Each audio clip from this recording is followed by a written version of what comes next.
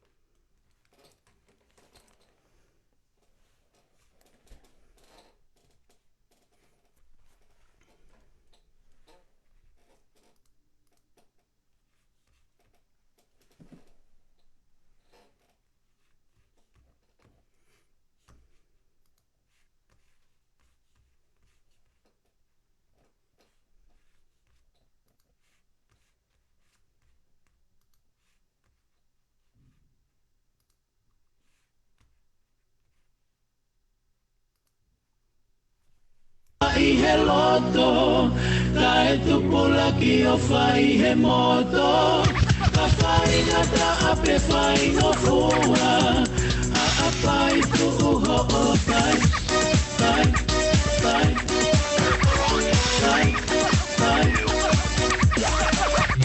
E si kaha he mapakahifo,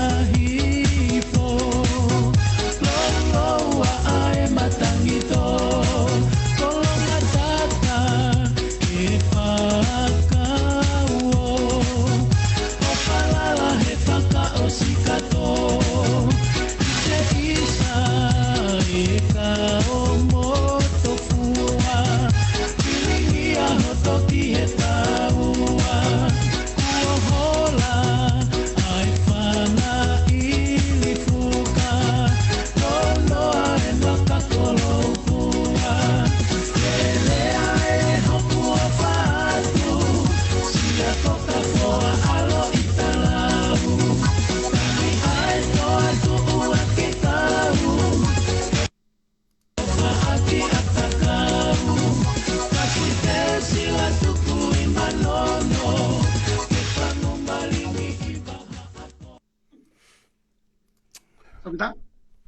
Yep. Malo mo tau ma e hoatani, malo e lau mari e ho eki ka ma ki mo tolu koto pe ka ingatonga ku mo mea mai ki he polokalama O hoa tā koe ni, koe Polokalama eni, mai kautaha South Pacific Loans. Pia ke whakahoka e peha tala noa pia mo Stalek Tupou ki Tonga Eke. O kune whaiwhatongi e me ai, ki o ngā ki hene ngahi wakai. Ki he tuunga o ki ai a Tonga Eke, ke tik tau tolu koi au tau i Morini. Kene whaha ki update mai me i Tonga Eke, ki he tuunga o ki ai Stalek. Mai o tau mai hoa tāni. O malo e tau mau e watani Silvesta, pe ala malo mo lau maria ho iki, pe mo tonga ko tope mo mea mai me tapa keke. Me ngai petu keke mo fua whatongia me ai. Kai hange koe whakatala noa ko ke whai Silvesta, mo ki mautol kon me o ku taku me tonga iki. Lerei e mea ko tope ne ki alo tamake tai ki tu moto e uha. Ka koe tapa ke kau ngoue, ko hui koe amalat fogen ke time laa. Aku ki haupe mo hono vai pa via oku toka mari e mea ko tope tu ke pe ho mu ka ta mamitia mo pa ko ta ma polikare ko na tu na hu e ka kai na fai na ta ia ka toka mari e mea ko tope ko mea ko na tala tu ka ko ta la tala noa he ta la Polokalama oku ke tu ma pe ai ko tu mata po e Silvesta ko pa via non ai mea ko toa pia whilau pe hono ui ko o tu motuanga pa pe mo Friendly Island o kui kai ke to loi no whakawhia maari e me a ke pia ko uhi i he kulawe pe he o kune hanga rewa hange ne hanga teke ki taua ke ta alu ki he ngahi sio ke o kaua i politikare me ngai mea ke ka ko hifo ko ta Polokalama no pa ko pakam ke hota hape neongo ko tala no sirini pe ka ku neongo ko ja hasirini ka ku hange pe tala no sirini ko whatongia o ku whai ai kaungata maki i Nusilana pe a pe ke tonga ikini o whai pe pua whatongia me hen i ngai taimi o ku awawa maari ai ka ku lele e mea ko tope tongani pe a kapau te ke lava ko ia ke whakaikai pe ke tala mai me hen o ku hala hange ko hangai mea ko aluat ka te uke talatu pe ke te kule Silvesta ko tonga iki ko fetu ko nonga vie marie pe ko ko to loi te ngo i o ku te ngo i te malu on e no foi tonga ni ka ke ko ngai ai ku tari ki ho fehuia pe fefe ki mautol me tonga iki ko tari ki ai o ku kai ke hange ko lau ka mea lau tol ko firma tu a me tahi ko je winga pe e taria ka fule lei au pito pe a tonga iki dia kia te au na ke toka ngai pe na ku Nusilana i tau lai o ku hange ku pure iki tau tau e pa anga mo alu e taimi ko tuai e mai a ho ku ngau e pe e te whakaukau mo me ko tongani o ke ma o hene firma ke nonga me ko tonga ko kolo ape whakaaho pe te ongo ia i te firma peke Popo pe anga ia e tukunga mau ia i Silvesta ko te tuku hanga ho la ve ko tohi fo ki vai ko ni uha ki funga fonua ke o si fia loto be fo i te au ko na ua ko ke hanga palau ke ngowe i ko i tonga na ku o si atu tawai dai nimi o stai me ka ho ia ke alha ke ia ki olunga he dai nimi o la la i he fo i te uha ko ni ka ku malo abito e Staleki malo abito ki kautaha South Pacific Loans ko kina tolu ko kautaha ia ko taha ia e maungahi sponsor ke whakalawa whakahoko atu a ngahi Polokalama ko ni o ku whahoko atu i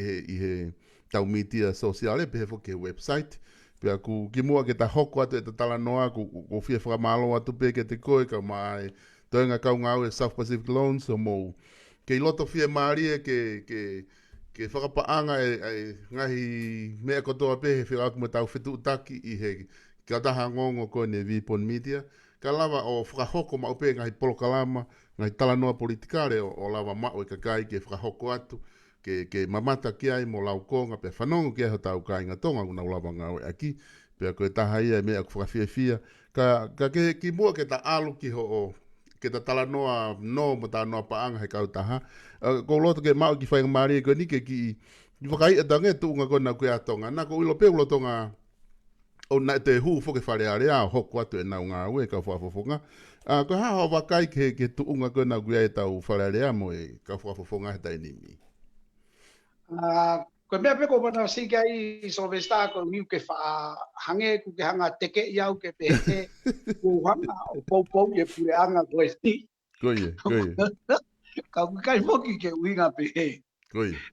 Ka ko hono mo ni ke te au ye ku hau ko no foi tonga ni mo anga e ku makai pe a o kai ko pare ma ke te au ke pe he po ke o te tari ko hai a hai o ku ne fai ai ha. Koie, Ko mea ko kia te au, ko mea ko whakawhiawhia, o ku ngā unu ki moa ai pure anga ko e ni, o ku iai whoki e tau, e lau e kau parangi, ko walk the talk. koie, koie. Ai o ku tau ui whakatonga ia, ko e whelawe, ko e whenā pasi ai whakamatala, mo e ngā ue. Mga oi. Pe au iai mo e rea, o ku taka, pe a tapu ange pe mo ho weiki, pe he, o ku tatau e tuhu moi ngutu. Ngutu, koie, koie, Pea ni ongo ka aha ki tō ke he hataimi he ko mamani en. koie. Ka koe kusia koe ke pureanga koe ni i he ku whak. Nā kulawe atu ke ai ki mua koe lelei taha eni, paremia lelei taha eni, i he ku pakai ki e tau e hongo fulu koe. Pe to e lolo atu ai. Koie, He o kune whai ai ngā ue, pea mohono pureanga, au ku kaulelei au pito. Mei he tapa kotoa. Pea koie. kia te au mo anga e ku hanga o apply mai ia ke anga e tau tui whakalotu. O ku hanga he o tua o omi e pure anga koe ni ke nau tataki ki tau tolu i he foi taimi whaingataa koe ni ke hau whake whonua. Koie, Koe ku tui ka pauna ko hatoi pure anga ange hei ilo. Ka koe whaingataki koe ki mua atu koe ku tui ka pauna e lere mai whainga staila koe ya. Ko tui te tau whaingata i alahi e ngai mea keke. O kaua i e whaitoko na tapu e toi whatuta maki ange. Pakai ke ngata i e toi lahi ange kākā, e toi lahi ange corruption. E la heanga ia e whakamao pōpō. Pa mana tui ko tataranoa koe ni o kulai pauku mea me ke kai keke. Pa e ala whakaangai. Ka ke mana tui ko talatu, ko tonu mo hala ko mea ia ke to whakamao ia e kakai. Ko anga ia e kulau koe a o ku hanga he o tua o omi pureanga koe ni ke whe onga mo e futaimi whainga taa ke nau tuu o tataki pea mo lehi ki tau tolu ke tau hao. He koe ipok solve sta ka pau nā maulawe ai tonge kākā e toi lahi e kai hata hai a mautolu i koie. e kai hata hai i murina e mafu uka mea ke ne te ongo i ma ki mautolu ko i tonga. Ka koe ui ko tui ku hanga pe tua whakata e mea mohono taimi, mohono kakai, mohono whatongia. Ka koe ne tui a ko tui koe tahai e mea whawhiawhia. Koia, koe wakaiat koe ki ai ku whoke ku mooni pe ho lawe whoke stareki. O ku koe ngā koe pe ai whatongia ku ke fuesia hena pa koe ke whaaloto ke kono wha o ai mo ki tuku i atu hawhanki mea wha politikare ka koe ngā whoki koe whi mau pe whokia ke ilo i atu he kā ngā meheni o ku ke hena tonu he tai nimi koe e kehe hosi o he koe ngā hena ke nofo murini he futa ulahi a ko taimo ke toa tai ki hena o ku mau tui atu koe he mawanga koe mau whakafuafua atu o ku whaaui ka parangi ke open mind ho anga ho wakai ki he ngahi mea wha politikare ko hoko hena neongo ko o whai whatongia au i he lotu pe mo i kautaha finance ko na ki ngā ui ai ka ko tui e ki tau ataina ho wakai ki he ngai tau ngahi mea wha politikare pe ku whaato o pe whanki whainga mari ke e atoange ai tuunga kona kui ai e tau whanki mea ko hena na usefu na tau wha i lao ko e ua ko koe na e tāri koe ke hala pure anga, ai koe seat belt. O ku, mahina na whai consultation ia, na loto toko lahi ka kai ke ai lao. Ka ku ke iai pe ani, o nau tālanga, o nau pehe, o ku hange pe o tau mua pe lao ia ke tānaki paanga. Ake nau hinga, kai ke seat belt e tau tahawai ki lalo. Kaureka, ka te nau lavea. Mo ka ke ai ko halao ke heka mui ngahi we ni kana sta mai pe foki he pure anga kamata he ka toki ki un mamari he kai ke fu kamata pe lao ko ia mo ta ofi me a kotoa pena kai ki ta wanga ki. Ko ha o bakai mi hena ho anga ho bakai holo ke le fononga ka kai he me ale ko tui sit pelo ka kai pe ki kai. Te kai ke hoko atu ke lawe ki ai. Koi. Ko ngā lai whaki, hango matol kon na ki fuolo ai murina pe au mai ki he. Koi. Ko au, te whakasipinga ki pe au. Koi. Ko ulaki mahina ko kui he ni, ko heka pe ke me alere, ko e reta. Tui leta. Ko si kawia hange pe ia hakonga e te mo ui, o te anga ki ai musilani. Kau kai ko uhinga pe ia, ko e lao mo mea, ka ko te o sianga pe ki tai ki ai. Hange pe e te hotoreta o taia, ko tuko tai minifo ko me whakamaman lahi. Ko pia i rea ku pe he, you can live without mobile phone. Pea hange pe ia ko tau tolu koi murina. Ko heka ke te lama ki taia o no molo ka pau te heka ke te ane reu. Te ngoi pita koe mea o whea laki, ka kai ke ai hotoreta. Pea na ku haku ki tonga ni, na ku ngā ue a ki pe foi fonga ka he foi yanga. O si pe mahalo e foi mahina e taha pe ua ko kamata ke whakangalo-ngalo i atuia. Ko te toki mea pepa. Hoko koe ne foi lao koe ni, o kou pou pese te au, kai ke ukau au he toi whakaanga i toi ai koe tānaki paanga. Ke loka kai kou na wai koe tānaki paanga mo uhinga pehe, hange koe lau, tuku ai pe ke nau pehe ai pe nau tolu. Kau kitaka whakahela. Kia whakapiko, kalamea hataha, ko tuku aki e pure anga. Ka pau e tuku kai ke ai e lao ke malu e kakai, ko tuku aki e pure anga. Pa ka pau e ai, ku tālai koe tānaki paanga. Kia te au. Pe koe hape whakatonu rea e kakai ko ia, tuku ai pe ke nau pehe ai pe mo whakapiko. O whakahela, whakamamahi te ringa ke whanongo, pea whakamau sio ki ai. O whakahela ia ke more hotau taimi, pe koe more hotau taimi ke whakahanga, ke toi sio ko hae nau lau. Ka pau rewa utau mua pehe pure anga. Kia te au, koe hao no kovi. Koe pure anga, whakalere ake sirini, kau koe ke whakalere ake hange koe lau, whakalere ake taupai, kau koe ke whakalere ake whamai. Kake, kou tāria ki o ki e tawhako ia, ko alupe taimi ke te sio ki e kakai e pongpongi e ku e whahau koni ke ngā hue. E te sio koe ke seat belt koe e kakai. O ku te ongo e rewa, ku te confident o ku nau malu. Ka hoko ha accident, ka toki more a hamo ui ko mamani e ni e solvesta, koe mate e hope whitu ko toa pe. Ka oku whau he pure anga e whai lao koni, ko kau au e poupou ki ai, o kui kai ke utoi whewia, kai ke ukau he ai koni koe. He ko talange ki o mau api, ai ho moureta, he kai ke tau kei whakaiwi aki whakapaanga honu totongi ai moua, he funga i tai toka. He koe mea ku kovi ka pauna e whau e whai lao pa whakafufu. Ka koe ni ku o si rima e whai lao, omi mo hono taimi pe atalanga i tuku mai ke public consultation, omi o pasi pe lelei e mea kotoa, osko ia pate o mai mo taimi whiunga, ke toki kamata e tohi mo uahe a haulua ke o katopa. Sio ke e whainga maari e. Koe toi whakaanga koe, o ki taka whakaninimu koe. Koe, he koe te wakai thuki ki ai he ku utawanga pe whoke i murini. O ku te ngoi pe ki tai a unsafe e te lere ka pau koe ke tui te seat belt, Tatau pe ngau ke toenga family. Wako tui ka pau e koe neongo ka pau waki ni ihi o koe ke nau whia maari e koe ke seat belt. Ka tau tui koe te na wanga pe ki ai pa nau ilo i lewa. He ku lahe ngahi accident nia ku hoko. O ku toki tānaki, ta koe mahana na e totonu ke hao pe ai kau pa sese ia. Ka ku toki tānaki holo nau tolu ia me ngahi wheitu ia ku mamao atu me mea na whae accident ni.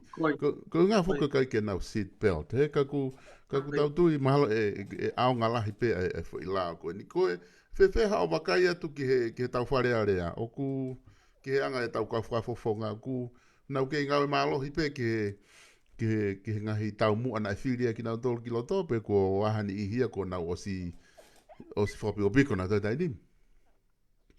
Na iai whoke ai polo kalama a e tuate lavu pe a po tāpinga. he na polokalama nga maheni pe he valval point taha na ku hanga musio ai pa na ku saia he foi na mari ko wi ko pamatala ko ki e fatongia ko e ka ufafofonga he ko e fare fa ulao o kuikai ko e fare a ngope o tautu kia i o mohe ka toki a whakaanga no ia e kai te lawe lahi kia i ka koe hui ko whehui koe ki he tapako ia koe usio atu koe a aku ia mahalo koe konga ia u mea koe niko ko sata sai e puri anga koe he oku nau whengai mana tui solvesta koe taha ia palopare ma koe tongani he taimini hange koe mea koe ke whaitoko na tapu mahana ke mau pe menu silana ai tukuange he whakamau lahi hen ai foi keisi koe whaitoko na tapu koe komi e tā tikite tā tikite ia koe haka aisi ko ape koe ha kai whakapapau i mai a menu silana no ato CV koe kokeini pea neongo ko hono moni koe tau sio atu koe whaitoko na tapu ka koe uhi koe hala koe hono aia koe kuinga oku mana tui ko tu uia e mea oku whaue lao o whakatatau ke konistutone. Oku ala liri ue lao ke inline mo konistutone. Pea koe ne tu koe te ingini, aia koe uhinga fukia na e potu ai koe he pare mea. Ai ulao fo koni oku mea ke whakatonu tonu. Tau te fito ke mea e pare na mea ke mahino oku nau alu whakataha mo konistutone. Kai oua o siange mea koe mea ia ko whahao ai ngai hopo pehe. O ku alua tu koe ai kau tau kawe. Mana tu e ku hao e kau tifeni ia. O ku nau nofo mai nau tolu hono whakawheha. Whakawhehoa naki ai lao mo e tā tikite mo e konistutone. Pea koe ai o ku whenga ai pure anga koe ni ke whauha ngahi lao ke nau inline mo e mea whakakonistutone. He koe uhi ulahi ngai konistutone ia mo ngahi lao fe paki he whau lao fo ou. Koe uhi ke whatongai nai whato fola po kei e tamatui. Mo o lau e konistutone ke mahin. Koe ai hake whakawhikiki. Koe tō fola i pe tui. Io o lau e tau konistutone ke mahin. O kai ke pe mai ke o lau e lao. Lau e konistutone he koia whakatonu kia e lao. Kage, aia koe hinga koe i tapako ia. Oku, ki tapako whakaparearea ko sio atau ia fu sai au pito. Sai au pito. Aia koe kia te au ia. Oku fu sai au pito ai tawhaki whakaparearea ia hen. He koe ui oku nau o whai ho nau te fito i patongia. Koe mea ia fu teke. Ke nau o whai e patongia nai hinga i ono whiri ki nau tolu. Ke o whau halao ki he malu ai whonua, malu ai kakai, lelei whakaluku fua. Sino e mea ke inline e lao mo e konistutone. Ke ne hanga o malu i kai ua hange koe ngai hopo koni o toki whai. O siange mea pa whakakaukau te kakai mo e mea e ngai popula. Hu mai rewa tutune e whakamau ia, ne whakata ia e. Koe uki he o kuwhe paki e u mea pa ki saipe foke ti wheni ia. Aia ko sio atu au ia. Kai taim tatau, te taki hanga o hange koe lau te taki tuku. O kai koe tuku te pehe taki tuku whakatawhake. O kai koe tuku whakatawhake koe ni lao nei whai he kautama ne tuku mai pawharema taimini. He kui kai ke utui ke tuku whakatawhake ke lao. Koe tuku whakatawhake koe lao o ku ne talamai peia koe tau tuku whakatawhake ai totonu. Tuku whakatawhake moe mooni. Tuku moe konistutone ke tawhake ka tau lere tato he loto whao. Solvesta. Koe wafe wanuai. Mama loa mama. Koe toi aluhake he tau tangata ko ni tuku whakatawhake lao. Koe mea ia kui koe pau mata a. Keike, peko hai peko hai fuau tui ke whahina filosofia ko ia. Filosofia ia mahalo ke tahiwa tolu noa whai atu ai. Alua tuku koe pe tuku whakatawhake lao. Keike, ka kuhinga e kulawe ki ai. Te taki tuku whakatawhake e tatanoa koe o kai koe tuku whakatawhake lao. Kai ki rei e nau mea whakawharearea. Kai wata rewa e ki mea koe ni ngalo, Koe uhi waka ni tue taimini foki koe wahenga whiri e taha whitu. Koi. I tongani kotoa mo toko hiva koe ka no pere. O toko ua ono ia. Ua ono ia. Koi. Aia koe anga koe kupiu koe aku. O ku totonu ke pureanga tae ngata pe ai pureanga ia koe unau poupou ki he tui. I he uhinga, koe uhiku o si mau e nau fo i toko hiva nau tolu koe kau no pe.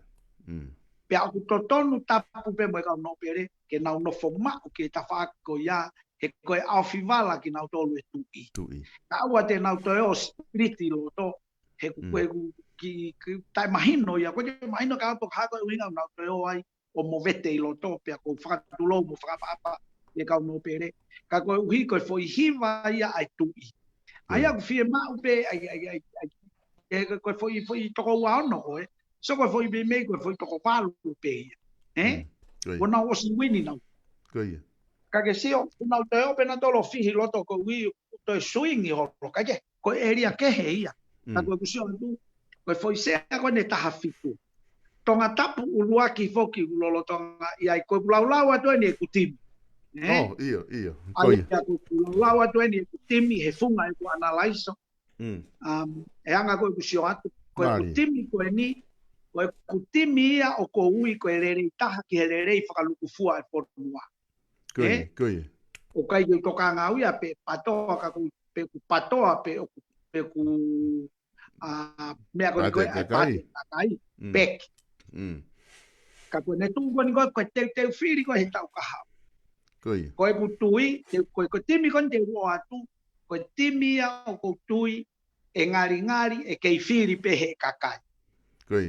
Pea koe ne ofi atu koe ni koe ki he whiri te ua atu re vai e ku timi koe a aku. Aia koe ku timi a he tapolo kalama koe ni. Tonga tapu ulua ki ku siao si pouhi. Aia koe ia ku whafofonga lolo tonga. Mana tui o ku sio pe me ta whaki ane ta tua. Koe rerei whakalukufua e whanua o ko oange ia ma ane ta tua. E koe kia hafu au ngai au si au si.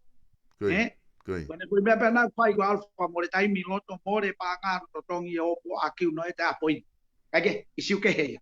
Ka koe ne tū koe taimi ni o koutui koe whawongu no ngāia. Upa o misisika o koutui whai ngā taa au pito ke tū o misisika ia me tonga tapu ua. O tonga tapu uaki o koutui o heke he wa me popo. O hange koe toe pēnia ke toko mai he kai fumalohi saikolone taha ia. O no puhi atu pēha taha ma me popo ai wa me uhe kasi au siko ne motu. Aia ko soa tau ia e kai ke tae huaka ne tatua he whiri koe ni koe tau fo. Ka te tu whapapau ia tu ia amu ia. Tolu sa sovaleni o koutui koe le rei taha eni whaingata ke toi to.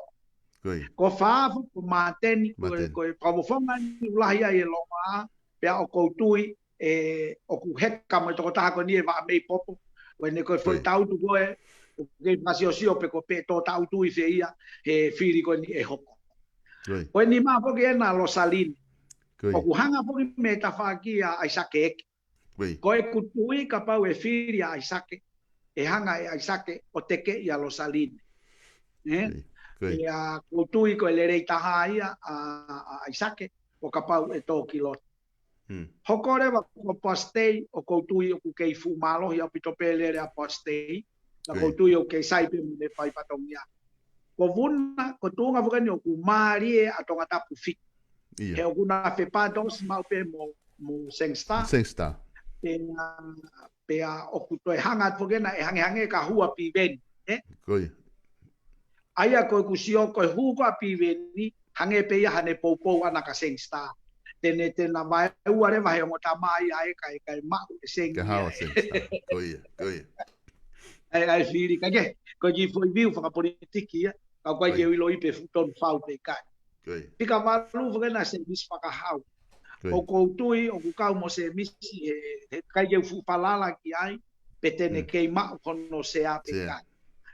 Hoko ke ai tonga tapu hima ko peni simani fitita, o koutui ako ni he kai wa mei popo, o ku kai peke mahino, pe ko matui ka ngane e kuviu, Toi. Pea ko tonga tapu hongo full po hiwa tu ne toa ia ko pare mia ia. O koutui Solvesta o ku kaweni e toko taha le leita hayanga sion o ku koutui o ku ta koutui pe awia e ke e whaingata o pito ke more sea o po ta koutui pe tene ke ma pe sea aia ko o pia ko ke tama ko na ko fotu ke nusilana kisi ya Ise tonga tapu full o ku iyo ka kai ke tui o ku kai ke tui tene lava o fai e patongia ko ia fai po hiva pe ko tui ki e patongia ke tunga palalanga ko anga penia e ku biu o ko tui o ku ke lele yang e pia po hiva tika ta hare wa la ma ai na ko ia ko fika fokia me e wa a ko tui ko kaweni e tangata lele pa ko tui ko minista panga lo tonga ia o ko sio ke ai e fu fai ngata ke pea o toto pe ke hoko kai ke anga fuki ai ku pea tahaua foki a moare tahaua me ta tolu ko yo motama ha pai ia o ko tu ko yo motama lo ko ni ko yo fu va me tatau na he kai ko to e pe nia ke ki puhi ka to tau tilal o tama ko ya ko o ta ko e tika ta pare va saia a pikala ia kai ke fu ma o pau ai tunga ku ia a saia ke no hono vamo no kainga ka kia te au o ka pau e kai foke mai no e kai go ku na spea ki ai o ke mau ke ka quantity me ia e firi kosi ia ko e na pe ki tama me hen veikune na e alato o kau he firi ko ia me va hanga kana kai na futo ko lahi mana na to tolu pepe na ia na kai na futo ko lahi mo na be me tama na e fa fili me wa ta fa ko e ana minister malolo tama na e me na os minister ia por anga ki mo au tu va no ka ku ka ki mana tu no hingoa o ku ko tu o kwai to ta ko tu e hua tu ki tonga tapu ki va va ta fa ka te toko atu hono hingoa he tapolo kalama hopo ka fa pau yang e ko tui ka pau e hua to ta ko ni lava to ta ko ni o whakawhekiki he sea ko na pe ko inga pau ke fa pau yang e pe ahne ki ariak ka ko tui te toki hanga o atu hingoa ko ni he tapolo kalama hopo tonga tap ta nima o ko tui tai toi vei ua e pensoni pe a sami vai ia mi va ta hanim ko wi mana tui ko maka ko he ka sami ko maka ia fai ngata pe ke lava ia hata ha to riu ai firi fakasia si ko kai foki ke mea ko wi o sio ta wia pe kai ke ngata ai firi fakasia si to fu sai pe nga we ia sami he ka pa na ko firi fakasia si ka ko viene nga we ko tu e pe mai e kautaki e famofonga o taimi ke whananga ko me tu malolo ko ke fu sai au pito pe ma ke me neri misnare mo ha fu ko me ke fa foi tu ia ka ko tu ko ne fai tongia ko mai fonua o ko tu e fu fai ngata au pito ke to o sa mi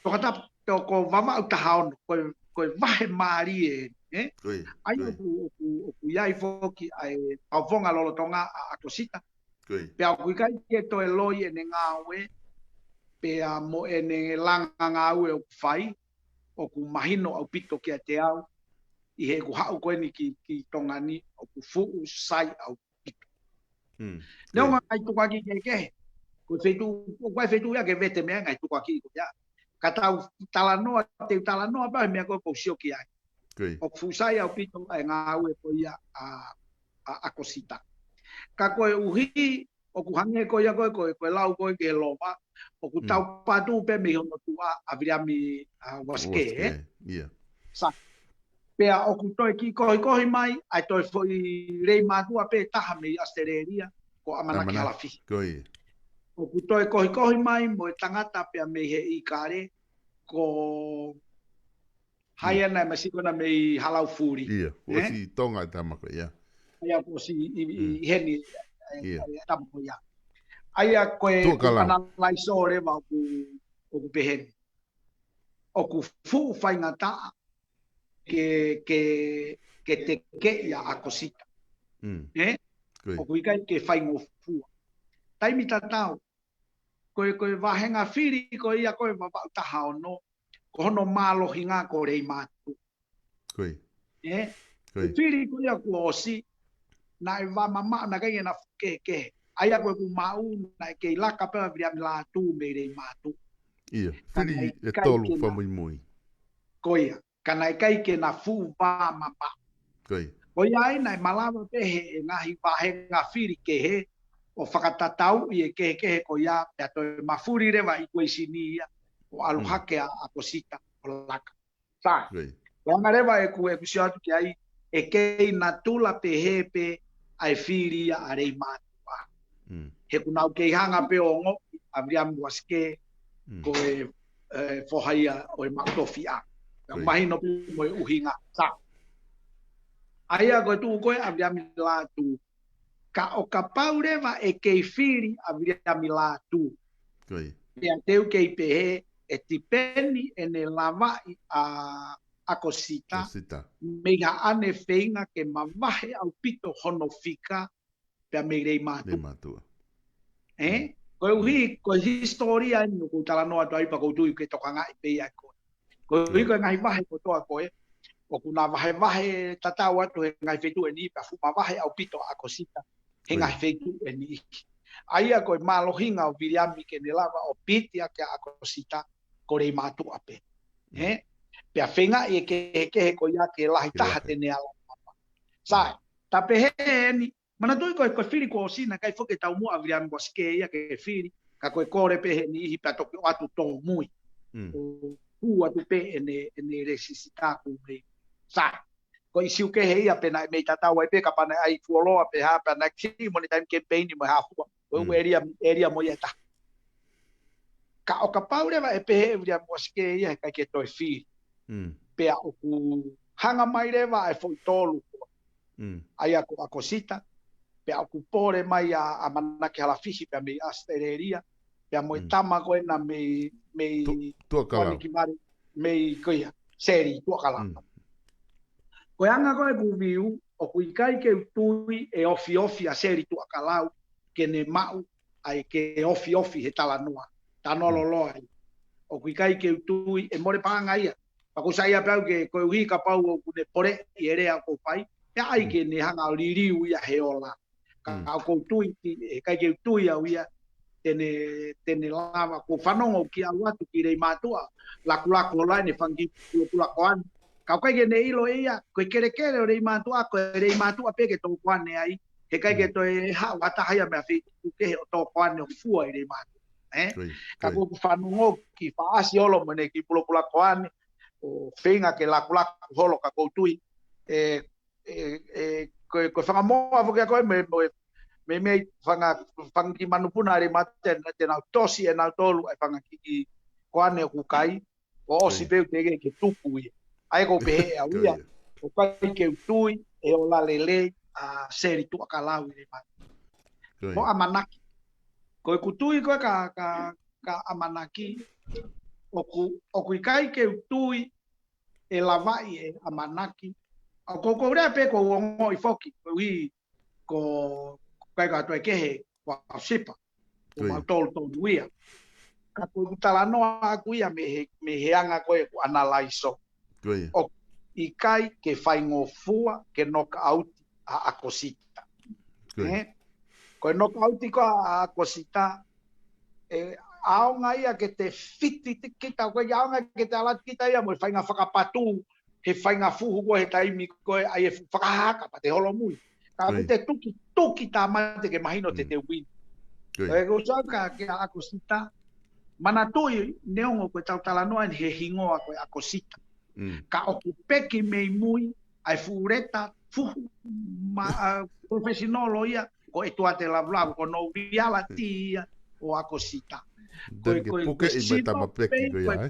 Koe re ope ia wasi mai mo sino ke kai sea ka koe whakamaha fu mo mea o ku hange ia koe ni koe tu pa Amerika Koe asi mai koe ki mua ia koe tau pe ko kiupa. Koe ki kolo ke pe ata hai koe. Ka koe toka malumu koe me mui ko Amerika pa whaireva. Malu, o wange ia. Koe kusio koe ke ako sita. Ko ako sita pe ia ku asi mai ki mua. Ka ku ilo pe ia koe hinga i tānoa pe ia kuia tau mani ka foi mea nia ai ke toi whakafufu. O ilo pe ia i toko taha koe whare mahafu. O ku tuu ia me he motua e sinia. Ai ako sa tau ia. He koe hui kono moni o kuna kaulalahi pana futo kou. Ai ako pate tau tānoa e mala e puhu. O ku paku e motua kai karate motua. Ai alu e kai fuhu aka, Io kung fu fighting. Ai ko se fine penia tapu mo ko sita yang fakarea. Ko ia penia fakapatu ko mo ko sana kalate ko me pa kilala. Ai ko sio atu ko aku solvesta. O kuitai ke fai mo fu ke knockout ya ko sita ya. Ai ko tapaki. Uina pe foka tala no ala i re matua ene o mea ko hota kolo tu panga ai. Pe aku tawomi pe o whakapaia ngai fetu ke. Kau kai ke ngalo ai ki kuriki na tau tupu akai pakapau e lahe tau tai me more ke tano ai. Anu lau koe hahono. Ko. Ka ko hinga ia tala no te he. O ku ikai ke whai mo fua ke knock out a kosito. He koe ui te nau seti mai nau toria koe fefine ke tuki i whakafefine. Kau kai ke nau ilo nau toria o ku patoa te futu ia ko mafai ko pau pe pai ngo ai ko suatu ko kia manaki ki ene pore ko ni ko kia cosita o kai ke utui e fai ngo fu mana tu i ko malava o ku malava o ku ikai ke fai ngo fu ai a kono mo oni o ku aonga ke ko hui ku hange ko lau a etu tuki ea tuki tangan ai ko chato ko ki o mo foi polo kalama mo amanaki ko he po si hange ka te au na mo tuki ea pe mo kai ko maki kamata ia e maspa ko nga ka mafega ke knock out ya alav eso está kapau ko style na ku ke oange ma e motua ho fo ha ko na ke hawa ke mala e puhu ke faya ka knock out kapau ko ne ha u pe na ia o faya e me ko taf mala e na e mo te ko ne fu fariari pa sai pe ia ka o kapau ko tau mo knock out o ku mahui ngai ke polo ya makahu nu ya ko ha mala e to ya to e ka ke aya ko sio ko ki mama ta no ko brian waskepe o kapau e firi te na va ofi pe amo akosita ko mo mai ko a seri ko akala pe amo amana ke ala fihi ko yanga e kusio hange ko hana o mai o to te kerere a cosita que o mange goye yanga penia ku analyze e malava peia que te ani o papa ka ko tonu wa aku e ke tonu ia e hala ia ni ko yanga ni ku analyze sio ki he natula ko o fia tu ko firi te talatu reva matu ko fo mai ku ngage nusilana kapau e fai e firi he ahon ko hai ho firi ko hai paremia ai ago sio atu i he tu he taimi kapau e fai e firi he ahoni ko hai o ko loto ke paremia te ke yoange pe ma po hiwa tu me to te tano mahino pe o ko kam clean ta pa ko ya o ko mahino ko je to ya ya ke ai ko tu he taimi ni sofa ko tu ko taimi ni kapau te ke feu mai ko hai o to han ko feu ko fai ngai polo ko ya inusilana ko hai o to ke paremia ta ko tari ke ai o ku ke fika ulak pe ka te ao po hiwa tu me to ko ngahi patumia ke tau miti sta pa anga mo ha fu megi mui ko tama ko taki ko ne tonu pe na ia ko tika ko to ngai Koe whakaanga whuki au kai ke tuku. Koe mea ke heia. Ka koe kusia tu koe he tu he taimini. Pea ko tawhitu. Ia, niu. Ai ko tau hui o kui kai ke uongo i ku seifi e motua koe. Ai a koe motua koe ia o ku kei malere pe. Hange koe koe anga ia koe analaiso ka wātau hui. Pea naa mu wātau ia te ia pea ngai koe moio. Kai ke neongo ia ia. Ke hange koe tu ko ni koe a misisika. Hange koe tu ko a sovare ni. Ka toki ai pe hamea ia e hok. Koe mea kehe ia. Ka koe nau confident ia nau tolu koe te nau tōku pare are ia. Koe ku tui ko aku e Solvesta. O kai ke whai ngau fua ke no kauta misika. E fusai pe ne whai patongi ia. Neongo, kai ke upea tau ia ku tui tatau mo ia he anga e whau. Ia. Ka fusai pe ia ni teina. Aia koe ngai kakai ia koe hange ko sovare. Hange ko kuasite. Hange ko ngoko pohi malawe mau. Kau tama pe ia whai ngata ia ke. Koe kau tama koe no ko pe hatu nau heka he wha mei popo. Koe anga ia e ku sio. Ka tatari pe ke he whiri pe e ofi whau e ku whakafufu. Kai ke he koe ku paremia ia kai mini.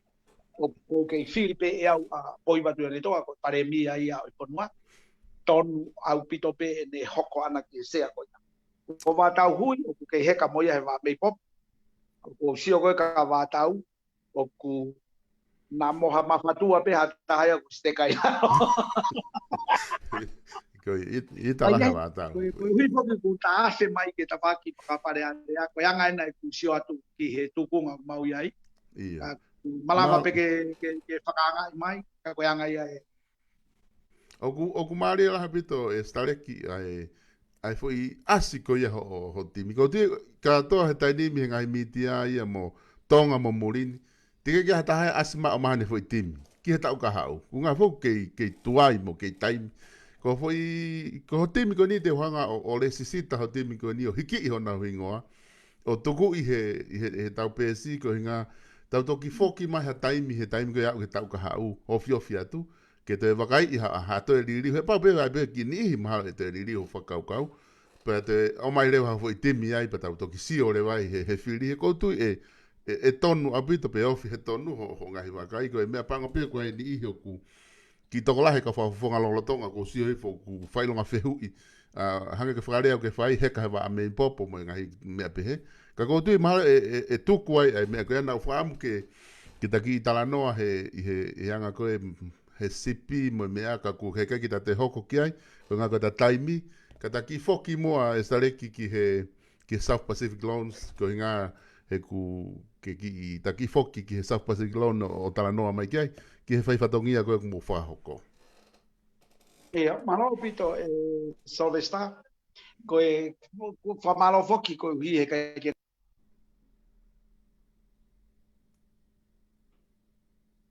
I ko e tawhaki ko ia a Pacific Loans. A koe taha ia mea ko whiawhia ai. O ku mea i peo tau kāinga. Tau whito ke kāinga ko ia mei hena ku nau.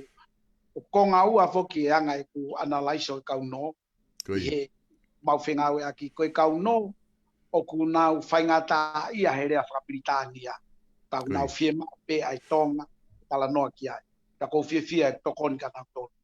Pea mo e kalasi no o ku nau lava pe nau tolu e rea Whakapritania mahino ka nau whie tala noa mai pe nau tolu ki a te hau. Ka koe tahia mea ko whiwhia ai ne ngō hau ki tongani. Ka koe aho ko toa pe koe ke tuko e mau whelongo aki, mau pe tūtaki. Pea nau kore mai, pa kusaipo ka nge koe ia ko ostalat he tapolo kalama.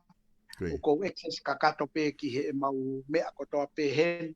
Pea koe mea ko toa pe whai heni o ko excess ki ai o noti. Pea ku o tātātaha mea ke rekomendi atu mei tongani ki he mau kau ngā ue pea kai ke hoko. Hape mea ko whakatangi atu kai ke mau kau ngā ue whanki mātu au nau kore mai. Ne ongo whaingata kai ke whakanu whaingata aia ke i o ka whai atu pe taunoni mei tongani ke kau reka ena ke nau toe reconsider pe ngahi no pe ai pe o lava. Pako tui ko tānoa pehe ku mea i peo tau kāinga, ko whiawhia ne ongo ku hau o ngāwe mai ki tongani, ko koe te tuku ai. Hange koe na talat ki moana, i ai pe whoke whakaukau na i ai hamau wa ahen. Ko koe pe ngā huinga ke ko isoat. Ke whea au pito ke kau tāko, i whoke o ko iheni au he patongia. Ka pe mai pe fatongia ia ke pick up and go back ni New Zealand. Pe kai ki to ai ma film ka ko pau ke fokia. Ka pau o siange tala mai ke to hike tau to ke lau mama pe ko to alu i fe pe ko fe pe tu pe mai e angi ke alu ai. Ko fai pa ia fai nga awe ko ni pa ko tu ke anga pe ko to nga. Na to nga awe ni kai ke bui e me ai pa pe tau ia te no fo au ko mai pa lo no pa pu. Pe ene tu pe o kawe ngai uhinga o ko tolo e ko hui foki nai ui na ngawe ki Hamiltoni tau posi na ai whakau ke ai ha mau ba ai na mau tau o mo ta ha siofi ngai feitu wai pe au recommend pe ke tatari ke pure pe ka te au ai ngawe ia ko ni ui ke au ko ne pe mai pe alu ko pick up and go ku pe kai ke ko inga glave ki ai e to mara la mai anga e fononga hini ka ko ku sio tu ko ki tongani wa pe foke fonga no ya tongan ka mo ku ya pe fangi sabe a heni ko fonga fakatongani o ko sio tu me mari pe ta lave ki ai ka ko hi ma e ma wa ta milahi ki ai ka ko sio tu ko ki ka nga u ko he ke ka fa fonga e ko wila boka palpare ma ko ni mana tu ko nusilana ko te alo no o pau ke kau ko to pretiti he me ai bakai ta kai ke na tai o kuai e foi sistemia ai pure anga o kui ko pp esa ala ko personal private personal register ai ko website ia e pure anga ko to ko taha no ko to ape e hanga rewa he ngai kau taha ia ko ia ore sisita ki he website ko ia paka ke kato e alo no ha feitu ko fatongia e kau taha no ko ke vakai pe o kuiai ha no ko whakahua tu pe ho hingoa au o spe mai o ku no e na he kau taha tol pe fa pe ni paka kai tamai kau taha pe taha wai no paka kai stala mai pe ai ku kai pe ke ai ha no ne aia ko tongani o kai ke ko tuio kai ka me pe he ia aya ko sio atu ko fa beta polo kalama ke ni ko ngo he pure anga na fa kai mai ke ta polo kalama ko ilo pe ko ni na fa la kai mai ke ta polo kalama ke na ko hi ka wi me ko ilo ko he mau ko ta he ta fulau kilu ya he ta o ku mau to tongi ke pure anga he mau nga we aki e na website ko ia ke pa fo ai pe ko suka ta no e fiha i New Zealand lau miliona ia e pure anga o ku tanaki me hono hanga ko ia he ko private company o na tolo me ko mai resisita ia pure anga hanga ko me ale te lava o check ai pe ku ata me ale ko ia ka malu ia no io ko website ia pure anga ai ko sa tawia ke ki fonga no kwa tongani o ku ke ngau ia ki e whakawhalala ki e tuku whakaholo kwa e palahami se kope ai sake ai ha ore a mo oni koi no mo oni mo o ku kai ke whaho ta koe ko melere ko ia ia au pe atahi a pai melere ha ma ai ko sa tawia ku kai ke ai ko whangi mea pe ko sa kapau na ku lava he pure anga o ai mea ko ia ke oange koe kakai ki alu koe kakai ki muri una osianga ki ai koe whakawatu koe ki hena foki pawange koe ka mautol ke no o ai alu koe papeatu ku kovi o no kure titi tamai koe ni foki kuange te ango nofo he api fo ou foki pia ta koe koe api a koe ia koe ke toi tari na moe nau whae tangatai kai toi tari ane no an ka koe huko kovi e kure titi patu koe ka wala fo ou foki e tanga ai atu he mo atu mo ai e mea he ai ke tum si ue si ai ai ko kuinga ka pau e lava e mea ko ia o ai i tongan koe anga ia e ku viu he ku kai ko haka neongo ko e whai e whakamore mahalo pe ko e whakamore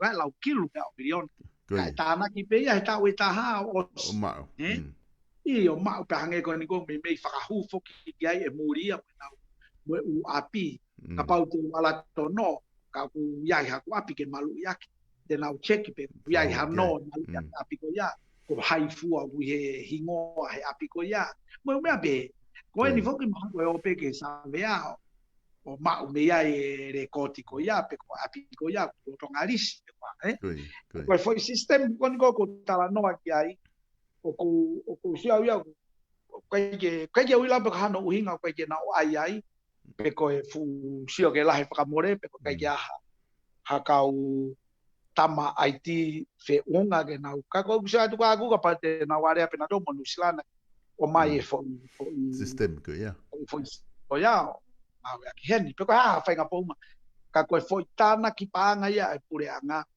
pe ki mui e tana ki paanga ka ko malu ko ane ko ni ko me alere ka pau te walo no le chenga ke pe ka ta no ko ya tamai io ko me alere ko ni o ku ye hingo o stareki pe a o ku ata ko ya hano e malu no malu ia ka pa le va na ia hano ia na walo malu ia ki ka ku kai kere sisita palpare make he ia toki pakapeki ke no ko hai eta mago presisita o ia ku huka pakala o ke me ko ya kage ko inga pe la me ke ai ko sio atu ko ko i me pakano ki na tolu ko ni ko pe nga aki o to la pe ta ni na lo to pe ke na ure mai ma fetu taki pe ane ko a honi lo to nga eta tala noa ku mai fangi telefonico le mai ko te tu tak mai me yana ko ilo pe ko kau ai no ka ko vanga pe polo ka ya tu ke la valerei eta tala no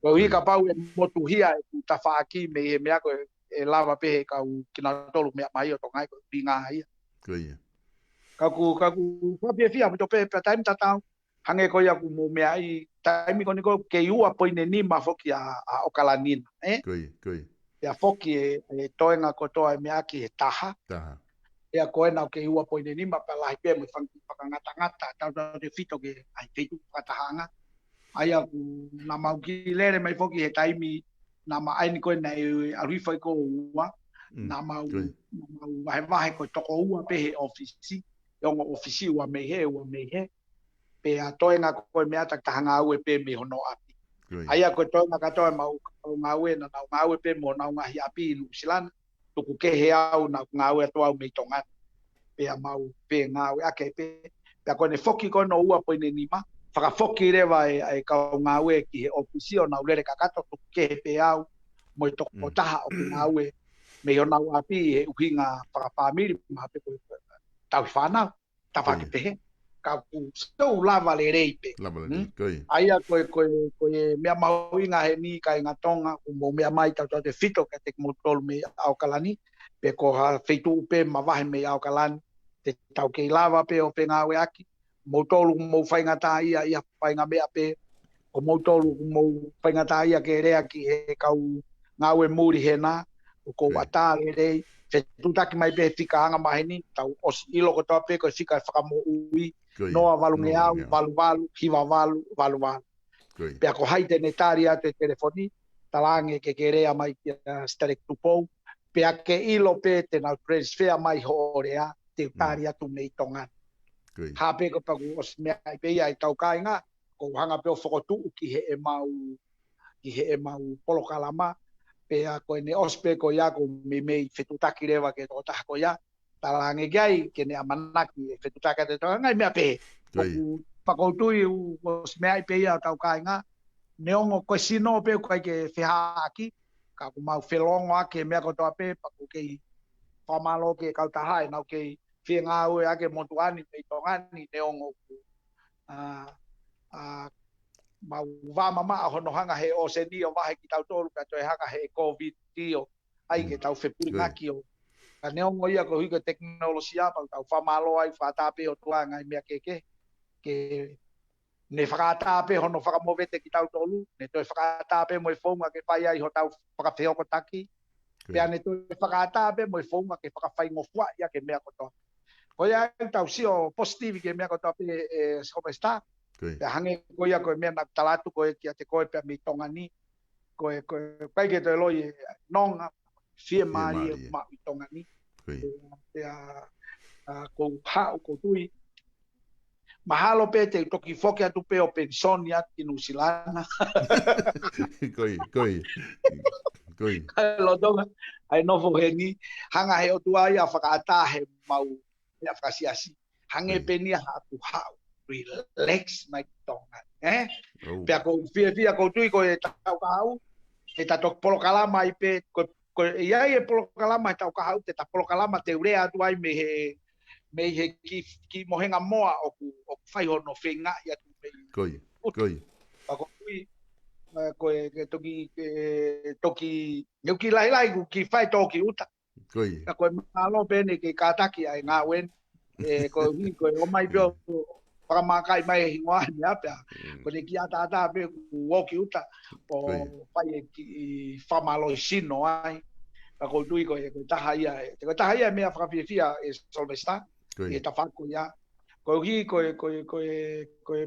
lau ko ia punake iloa i he wesiri ana i tongani moretoni toke ta moretoni ni lave ko ia pe ko kere mahue pe aka hala ia ko ho manga tu pe ki tahi o mai ha ori mutanga se ke fai ngofu ka tau ai e me ake fai nga Fai ngofu fai ngofu ko foi principal ia na ostala e si hova ka ata pau ke o hake foi ni mai taha o tu ho fu faha i la e koe o ki pai i ke la e koe a ke si o hi foreva ku tupu hake ai talo o fu ufi o fu kape pe a ke toki haure va ta utu o mapu hoi pe au ia hoa ke ha o tere o haka pe au ia o fonu ai kulo kai ke o whakahua mu ke talanoa e solvesta ka ke mana tui ko isiu ia ko fam ke talanoa whakaosi ai i e te apini tokua ko ia e mea heni ko masiva ki whai ngā tāka au ia ke tāri tau tui ki he mea koe. E whai ange ke pehe o ku ki i toko lahi ai mea koe whakapiko-piko. Koe uki, koe wheha i taki ko ia mo ki ko ngā himi ko ia ngā kulau atu hime o koe Siriana. Koe kere mahue pe aka hala ia. Alu ki tahi he ku tae totongi o omi ha o mata ika. E ko hao ki i tingota. Se ke whai ngofua. Kai ke. Koe kuso atu koe o kui kai ke utui ke koe uhi ka pau e alu ke whakatekinikare o uhinga. O kui ai foki e poverty line para mamani lahi ia. Ka mahino betu ngā whakapanga tongani i he wages mahino pe ia. Mahino pe a tongani. Ka koe uhi ko hotau makehe a ngā ia ko uta. O kui kai ke toi alu o kore ki a taha. Pe e whewhe e mo e ko hokonga kere alu o whaiteri hai hono ngue. Aia ko anga koe kusio atu koe ki tongani. Pea koe taha ia mea na tatala noa ai ki mua ai ku ta e loto koe ke niriu ai lau kere. Te ke si o heni. Ko lawe i foko koe ulai taha e whanau tangatae i he loto whare ke iai. Pea ka paurewa ku iai ha mou ki kere i tongani. Nai whanau i peko ia heni. Te ke takai Nusilana pea ke alu ki Algeria, alu ki Amerika ka tanu peho fukonga koula a au i tongani. Kai koe pehui ia e hata. Ko tongani pe o ku te takai mamani ka wei e te futanunga koloa ko hotoki api tuku hau pe ko toki api kolo o ku tuku whakaholo me he hako ki he hako ki he hako. Pea ko toki mea whaka uri ai. Ke huha ke foi lao e ono koe na oku ke kau hono teke ke toko e tāpu aki koe. Koe mea ia kui whakatonga e au koe varenga ngāo. Ka koe whakatulou mohou ei, au ngāo e ake ke rea koe. Na e mei whē e tau nofo henonga ka tau toi hori waka. Tau lolotonga polau he tahi nonga. Ka tau toi hanga e tau tolo we ya o seni ke toi hou. Aia ku tānoa koe ni poki e solvesta. U kai kia kere o ki tongani. ke pehe ko winga e ku te ke na more I kai halai ko ku lau e au tau futa puaki ko ia talama ye ni ko ke kau e lau kere tuku ia moi mio ko e tau alu pe o te mokala toton ko e no to o pe mawhai e tui pe to o pure whakatui ko e huma au fua o e mea whakapolitikare Koi.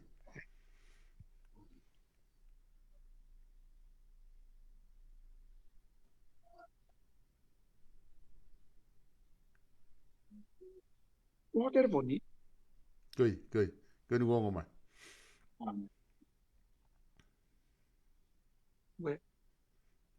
we ore ma ko I live ki nusila io ta mai ene lai ni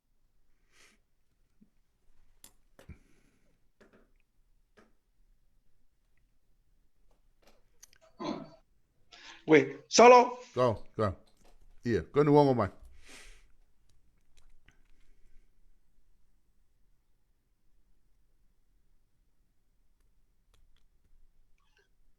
O wongo mai pe. Dove sta? Koi ni o wongo mai pe koi ni ku whanongo atu. Tu ke ka pau ke ongo atu e rea. Sek, wongo atu pe? Io o wongo te kurea Koia, wongo mai pe. okay hange ko ia ko be ko hi ki lai ka ta mai Koia.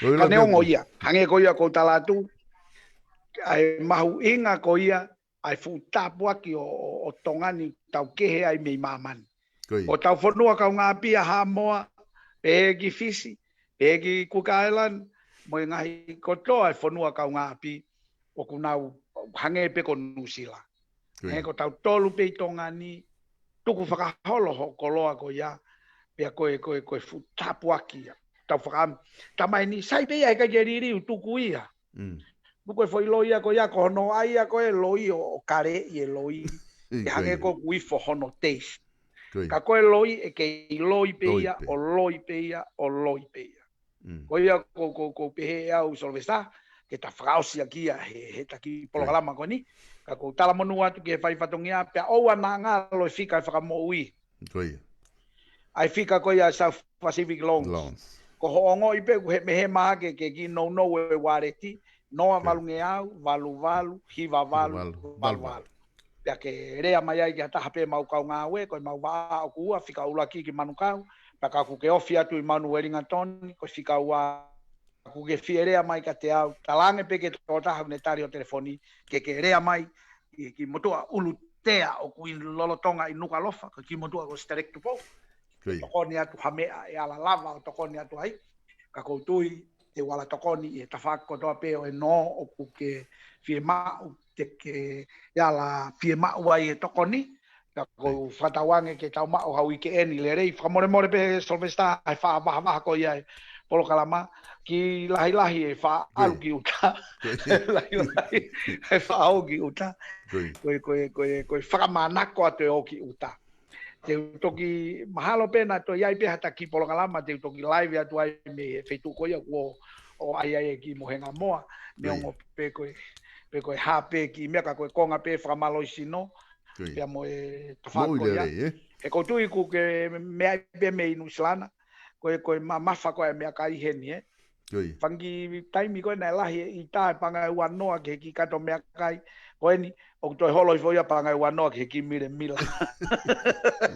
Tu maho inga kai holo e lahi Tala monua atu ki he whai whatongia pe aofa ke mao ha weekend lelei pe foki o tau kainga ko toa pe unau mea mai ke ta polokalama ne ongo ko polokalama no ni pa uhinga pe ko polokalama no ka tau fia pe ko tau lave ki ngai mea whakaporikare he koe ke tau ata me ai o ku hai ki tau tolu he ngai mea keke ka wai e mea whakaporikare pa mahuinga pe ke tau tala noa he oseange ko taimi o tau o ai o whepaki mo whaingata o kai ko ki nau tolu pe o nau whakatupe palo pare maka te tau lave a koto ai pa ku iai pe mahuinga ke tau tala noa wahe tokoni ki hono solo palo pare ma pe hange ko rea ku whai mi motu tala ke kapa teria na tau toki mala o ku pehea e loto lahi pe whai whatongia heni solvesta tawange mo ma o ka weekend i lele ko e pa ai au fai atu pe me loto no alofa ku toka mari e me ko to pe ni pa ko tu yo pe pe mo tolu he na malo pito malo pito e selectable ko e lava e tau polokalama ki he hoatani pe mo e South Pacific Loans selectable whahoko mai a mi Maseia, mi he plaza, Maseia Plaza, i loto nuku alofa. Pe ku whamalo lahi te kainga mo kei mamata mai tau proklama koe ni. Pe kei ki ngata ai ku whamanatu atu pe tau kautaha South Pacific Loans, noa valu ngeau, valu, hiva valu, ka pau ke fia mau i Nusilani, i Okalani, hao fia mau seniti, pe ka whaanki i moua, o ku ke fia mau ke tokonia te tau kautaha noa. Noa, valu ngeau, valu, hiva valu. Malo mo mea mai ka tau toki whelongo aki i he polokalama hoko ko au Sylvester Donga, pia me he Vipon Media, mo tau toki sio. malo pito Malo staleke.